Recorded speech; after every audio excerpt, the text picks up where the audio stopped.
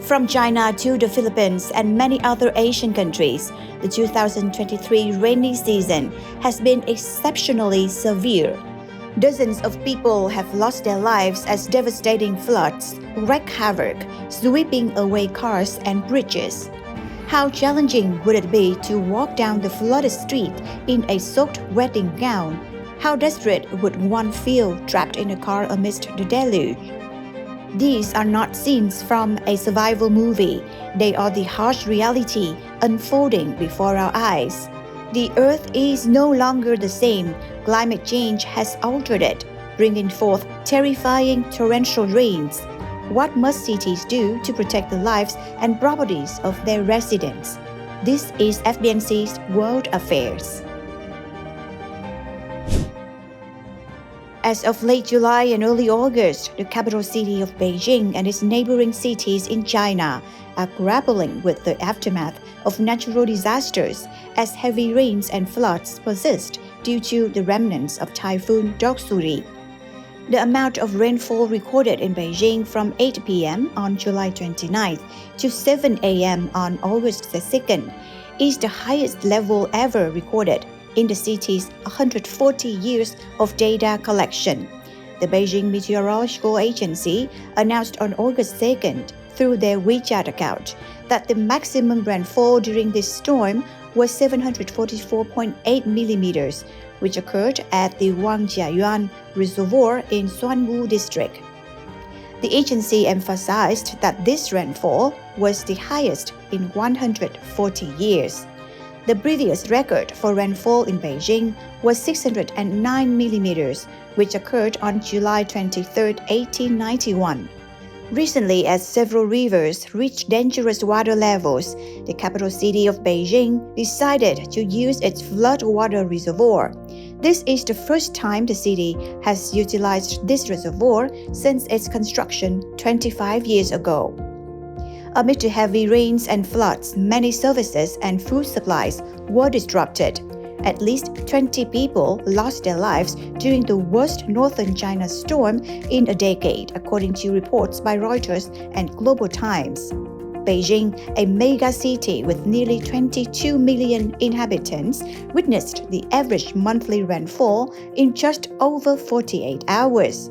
This latest impact of Typhoon Doksuri also caused devastating floods, making it the most severe natural disaster the city has faced since 2012, when heavy rains and floods claimed the lives of 77 people. The authorities in Fangshan District, Beijing, reported deploying helicopters to drop emergency food, water, and essential supplies to people in mountainous villages, where transportation was temporarily cut off. By August 2nd, in Fangshan District, AFP reported that a park in the area was completely submerged with tons of debris washed up against a bridge. A police officer on August 2nd described the situation as extremely dangerous in that region to AFP. In Fengtai, a district closer to the center of Beijing, Police Lieutenant Yu Yang told local media that 15,000 sandbags were used to reinforce barriers along the roads as the Yongding River overflowed and scattered debris onto grounded intersections. China Central Television reported on July 31st that areas in Beijing, including Fangshan and Mentougu, suffered severe damages from the floods, resulting in 3 train lines being halted. In some areas, road traffic was completely cut off. The food delivery giant Meituan stated that it had increased its workforce and expanded delivery hours in response to the situation. The number of orders for vegetables, meat, and eggs on the platform had increased by 50% on the app, and overall shopping orders had risen by 20%. As of August the 1st, the death toll in Beijing had risen to 11, with 13 others reported missing. The city's authorities mentioned that the amount of rainfall in recent days surpassed the levels recorded in July last year, when Beijing experienced the most powerful storm in decades, affecting over 1.6 million people. Several subway lines were temporarily suspended on August 1st. in Mentougou district, located in the northwest of Beijing, serious damage was reported as heavy rain turned the streets into rivers, sweeping away cars with the water flow. CCTV footage showed a road bridge in Beijing collapsing, causing numerous cars to fall into the water and get carried away by the currents. Nearly 400 flights were cancelled on August 1st, and hundreds of others were delayed at Beijing's 2 airports, as reported on the Flight Master app. At Beijing Daxing International Airport, a hole appeared in the shopping area located on the west side of the airport, leading to extensive water ingress. In the southern province of Hebei, which is adjacent to the capital, authorities recorded 9 deaths and 6 missing persons. A state of emergency was declared in Hebei due to an average rainfall of 355 millimeters from July 29th, the highest since July 2012. The province is currently intensifying rescue efforts in the flooded city of Zuozhou, which is home to over 600,000 residents and is located southwest of Beijing. Located at the confluence of several rivers, Zuozhou is one of the hardest hit cities in Hebei province, as floodwaters move downstream, submerging large residential areas with an area twice the size of the French capital, Paris, and affecting nearly 650 hectares of agricultural land. Zuozhou officials reported severe water shortages and partial power outages, urgently requiring boats, rafts, life jackets, and relief supplies for rescue efforts. Residents mentioned that the water level rose up to 4 meters, forcing them to seek refuge in high-rise buildings without electricity and water supply. Another video shows a parking lot in an apartment complex in Zuozhou collapsing, while floodwaters continue to flow in. As of August 1st, Zuozhou remains surrounded by floodwaters on 3 sides. The Global Times reported that a large volume of water has flowed from Beijing into the 3 rivers surrounding Zuozhou. Meanwhile, near the city of Tianjin, about 125 kilometers north of Beijing, the rain has not ceased. Around 35,000 people have been evacuated, and the local authorities are reinforcing embankments, enhancing monitoring, and repairing the systems for electricity, water, and communication. On August 2nd, Chinese President Xi Jinping called for a resolute search and rescue efforts for those missing or trapped, while also striving to minimize casualties and restore normal living conditions as soon as possible. The Chinese Ministry of Finance has announced the allocation of 110 million yuan to support search and rescue efforts in the Beijing-Tianjin-Hebei region. Typhoon Doksuri, one of the strongest storms to hit China in years, has caused heavy rainfall in the northern cities for several days. Officials also warn that the floods and other natural disasters may continue. Mr. Ma Jun, the director of the Institute of Public and Environmental Affairs in Beijing, stated that China has been experiencing harsh and prolonged weather conditions for several months, from record-breaking heat waves to deadly floods. China has suffered unprecedented extreme heat waves since last year.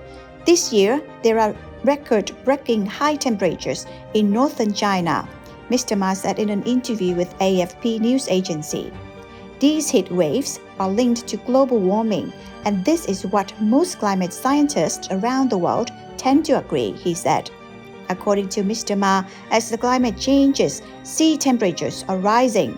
Storms are becoming increasingly intense, accompanied by unprecedented heavy rainfall.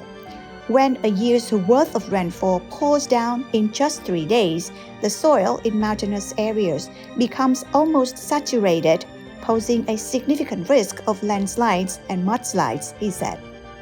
It is not only the northern regions of China that are experiencing the wrath of these storms. In the western province of Sichuan, over 42,000 people were evacuated as of July 31st.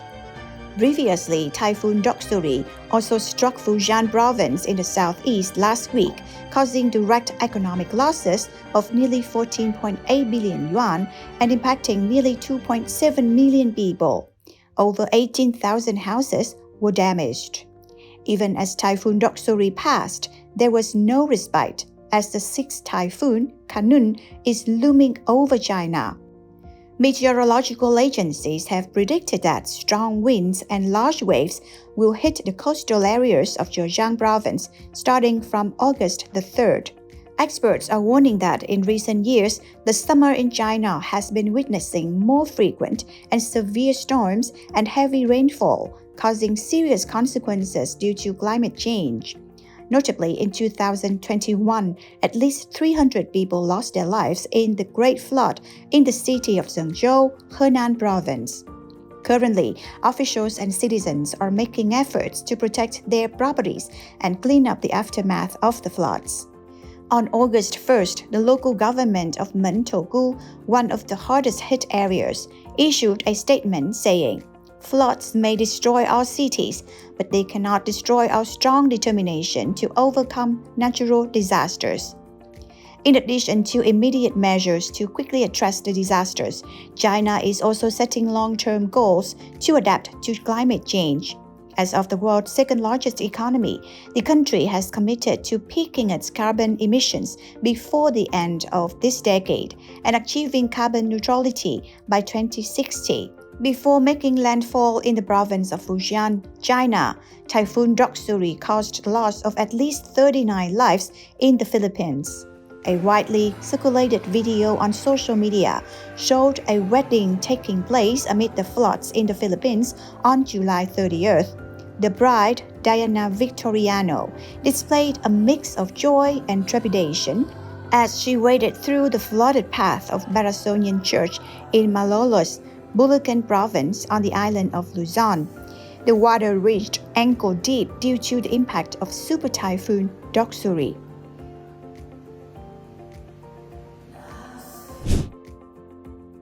To cushion the impact of extreme weather due to climate change, a Chinese landscape architect has been making the case for China and other countries to create so-called sponge cities. Yu Kongxian, who spoke to the Associated Press in Beijing, uses sweeping language to express his vision for cities that can withstand variable temperatures, drought, and heavy rainfall. The challenges for implementing this vision at a time of ambitious economic development in China are multifold. Yu criticizes much of Asia's modern infrastructure for being built on ideas imported from Europe, which he says are ill-fitted to the monsoon climate over much of the Asian continent. He points to recent floods that have wreaked havoc in many Asian cities, which he says are caused by this architectural mismatch.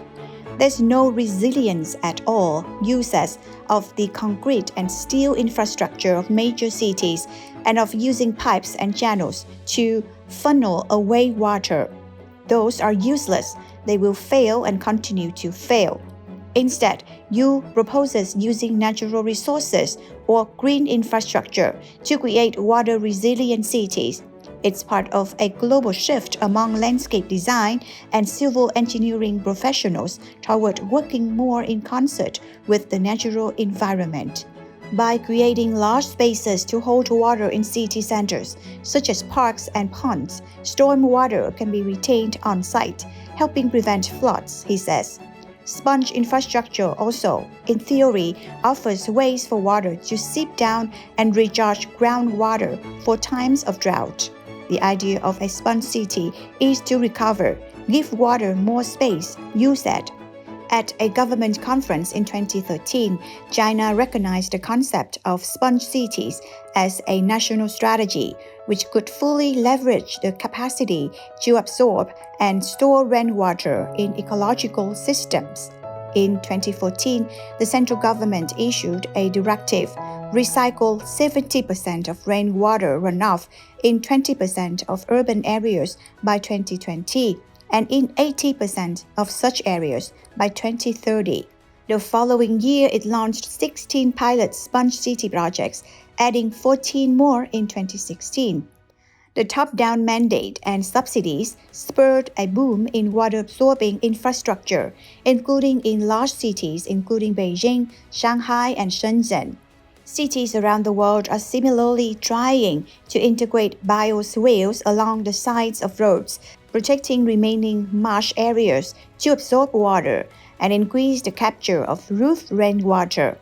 At times, the sponge city concept has been difficult to implement in China. Misallocation of funds, lack of expertise in sponge city planning, and other snags have doomed some projects. In April, the Ministry of Housing and Urban-Rural Development announced some cities had insufficient awareness, inaccurate understanding, and unsystematic implementation of sponge city construction. The notice also warned against using funds earmarked for sponge city construction for other general infrastructure projects, such as buildings and roads. Those guidelines were issued after massive rainfall and catastrophic floods in the city of Zhengzhou killed 398 people last summer. According to CNN, while the concept of sponge cities is being expanded in China, there are still doubts about the ability of urban areas to cope with increasingly severe storms caused by climate change. However, experts like architect Yu Kongxian believes that the sponge city approach is a necessary way to rectify mistakes made during urbanization, including the destruction of rivers, wetlands, and excessive reliance on concrete structures. Yu Kongxian and other experts argue that transforming cities into sponge cities is essential for enhancing their resilience to extreme weather events and mitigate the impacts of flooding.